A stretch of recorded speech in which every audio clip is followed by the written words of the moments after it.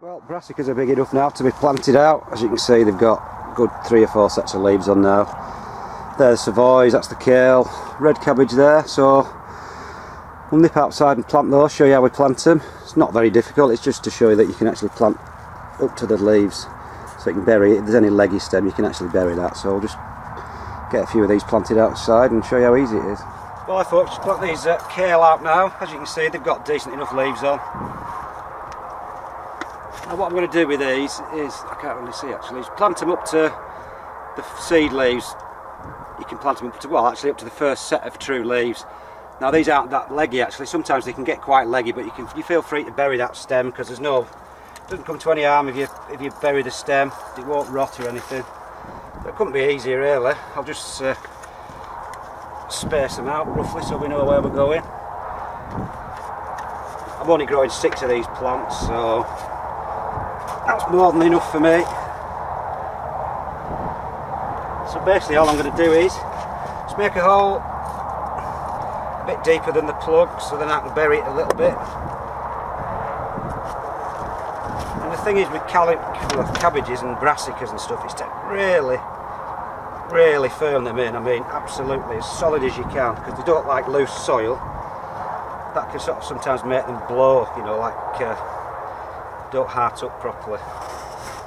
So it's no big deal, just absolutely squash them in. Obviously you don't want to go too nuts and snap the stalk off, but like I say, really firm them in. There is a test you can do in the old book. It says pull that and if it tears before you pull the plant out of the hole, then it's infirm enough. But what's the point in snapping a leaf off just to prove that you've done it right? So just do this last one. I don't know whether that's in view, but it's all the same. Same with all the brassicas, all the cabbages. You can plant them slightly deeper than they are, sort of up to the base of the first set of leaves. And with all cabbages and stuff, plant them in really firmly, really firm them in, give them a good watering in.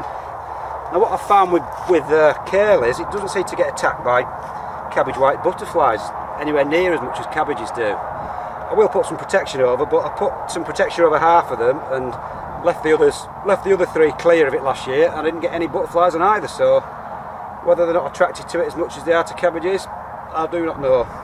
So anyway, that's it folks, just a bit of simple brassica planting. Well, I thought into the greenhouse now. As you can see, it's absolutely empty, but I'm going to start planting a bit of stuff out.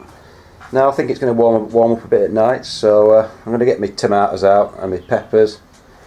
I'm growing them in the pots again as usual. I've got some slightly smaller ones than last year, 25 litre pots, but they're quite deep ones. And I'm going to grow my peppers in some quite big pots for a change, because just to see if I get a bigger plant with more peppers on. Probably won't work, but we'll give it a go anyway. So I'll just plant my tomatoes out. It's not exactly very exciting, but it's something to do, and at least we're getting going. So I'll get my tomatoes out. They're getting a bit tall now, but we'll shove them in anyway. The thing with tomatoes is you can plant them up the stem a bit deeper, because they will root from the stem. So if they do get a bit too leggy, you can plant them right up to the bottom leaves if you like. So there's no need to worry if they are a bit leggy. Just bury the stem a bit, and it won't come to any harm. So I'm going to plant that a little bit deeper, as you see.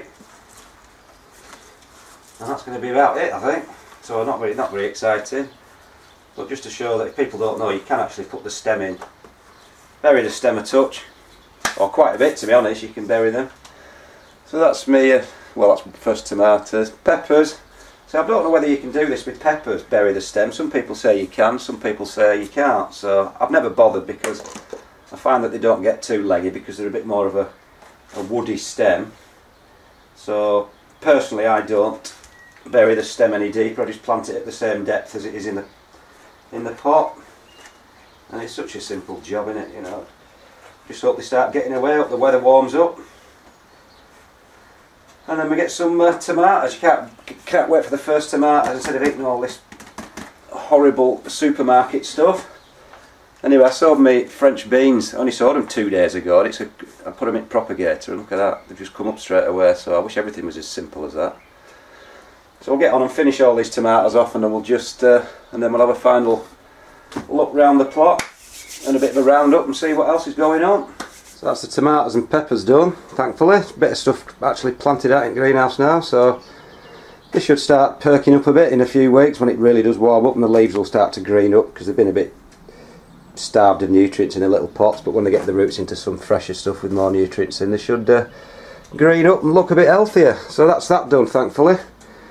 We've got some tomatoes growing in the greenhouse now, so make it warm up. Right, we'll have a look at a few other bits. Hey, look in your hole, you probably can't see. Swallows. Swallows flying about. Maybe see them, maybe not.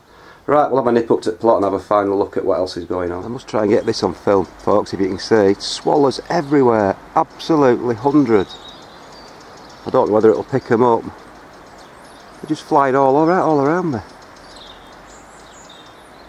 I hope you can pick it up, because there's tons.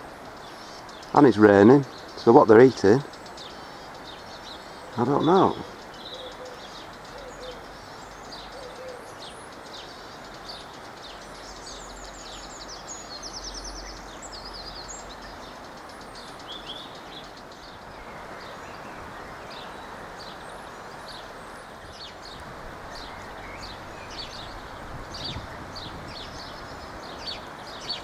Well, hi folks, here we are up at the plot again, and it's absolutely chucking it down. I don't know whether you can hear the rain on the Polytunnel, but I'm indoors now. I'll try and brave it outside in a minute. Just give you a quick roundup of what's going on in here.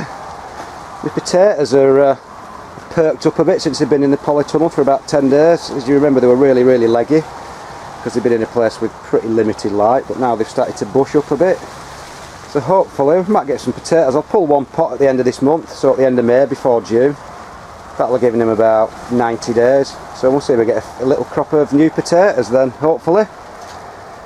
Just work the way down. These are the remaining brassicas and stuff that I planted out last night. I'll show you well, I haven't actually had a look yet. We'll see what they're like after I planted them out last night. This is the best big onion so far, I think. Starting to put some nice heavy leaves on now. I've got it in the big pot. You can see the size of the bulb. It's getting quite nice now. So that's me, I think that's my most hopeful one. The other two in the soil aren't doing quite as well, but this was a stronger plant, so I gave it the benefit and put it in the big pot. I'm starting to support the leaves now because they're about 3 foot tall, so I'll put a ring on so they don't flop about. All my show carrots now, they're all germinated, every single one, bar a single station, which is irritating. So they've all germinated apart from that one. So I've put another few seeds in, trying to get it to germinate, but nothing as of yet. Put this little greenhouse on. So I'm happy with those so far, but you never know what you get until you pull them up. Same with the long carrots, they're all up and germinated now. So we'll just wait and see come September time if we get any whoppers. Still quite a way behind. I would say I'm 2 or 3 weeks behind. My shallots, which haven't been the best this year, my shallots from seed. Quite patchy germination, but some of them are getting to about the size now where you can plant them out, maybe 6 inches tall with 3 leaves on. But I'll give it another week because it's going to be really windy in the next week or so, so they'd only blow away and they're better off being kept in here, just getting a little bit taller. Leeks are fine, they're 100% germination, they actually need thinning out, but we'll do that in a bit. Lettuces are a little bit behind, just about big enough to plant out now. I'd like them to get a little bit bigger. So like I say, we'll give them another week. They're not taking any harm in here. Spring onions again, slightly patchy germination again. Like I say, I've got plugs with 3 or 4 in and plugs with 0 in, so I don't know what's going on with seeds this year. I think a few people have had a few rough results with seed. And these are my show onions this year, would you believe it? Absolutely pitiful. They're the ones I bought. Now they may look pitiful and puny and tiny, like that. But I've grown them in the past once and I managed to get 5 3-pounders out at Harrogate, and I actually got a second place at Harrogate with them, so they may look pathetic now, but if we get a good summer I'm hoping to get them to £3, so I'm not hoping to get them to like 6, 7, 8 pounds like I do with old ones, or even a £10 giant, but just a certain size. £3 I'll be happy with. And these are the other 2 mutant giant onions. That one's for some reason is growing at 90 degrees. So I'll let it grow anyway, I don't care what it looks like, but it's growing sideways. And that one's looking a bit strange too. So I think all hopes are on the bun in the pot. I went to my local shop today, Robinson's, home of the mammoth onion and the mammoth red onion. So I'm going to grow a couple of red onion in pots, 30 litre pots. If you can see the size, they're quite big now. I've grown one to about £4 before, just for a laugh. So we'll see if we can get to £5 for a giant red onion, just for a bit of interest. They've got a website. If you look for Robinson's mammoth onion, you'll see the seeds and things. You know, like, I think they're the only place that actually sells red onion seeds, giant red onion seeds in the world, I think.